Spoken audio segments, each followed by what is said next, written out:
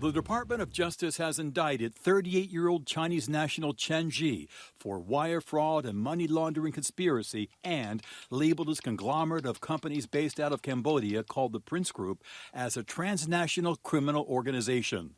The government seized 127,000 Bitcoin from Chen's accounts, worth $15 billion at the time, much of it received from unsuspecting American victims. If you can grab 15 billion of this, then how much has gone through that man's wallet? How much has he stolen if we were able to take back 15 billion? Cyber scam investigator Aaron West is very familiar with Chen Ji and his operations. The attorney retired from Santa Clara County's fraud unit and launched her nonprofit Shamrock to help victims. West visited one of Chen's compounds in Cambodia earlier this year. They're filled. These whole dormitories are filled with people. You can see their laundry. You can see them inside.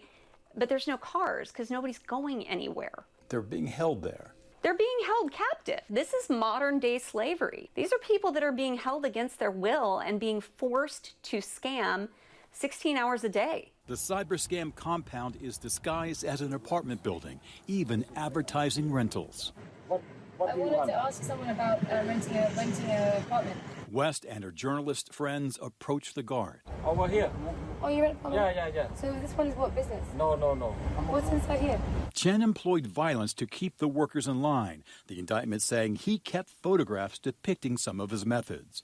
The complaint also includes a picture of a rack with thousands of cell phones. Sending out contact after contact, and once there's a communication, once somebody wants to talk, then that gets forwarded to a regular person to continue that communication. Then the process called pig butchering begins, in which the scammer grooms a victim over days, weeks, or months. A typical romance scam. And then after that, we will have shown you all along that the person you think you're in love with is a wealthy person. And ultimately we'll say, well, do you know why I'm so wealthy? It's because I invest in cryptocurrency.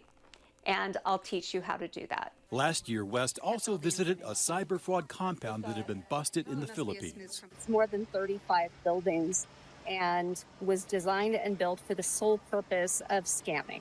She toured the opulent boss's quarters with bill counters, the massive pool, the luxury cars, a Maybach, and armor-plated Range Rover. And she saw the torture room for the human-trafficked workers. To chain them up. Then after chaining them up, you beat them up.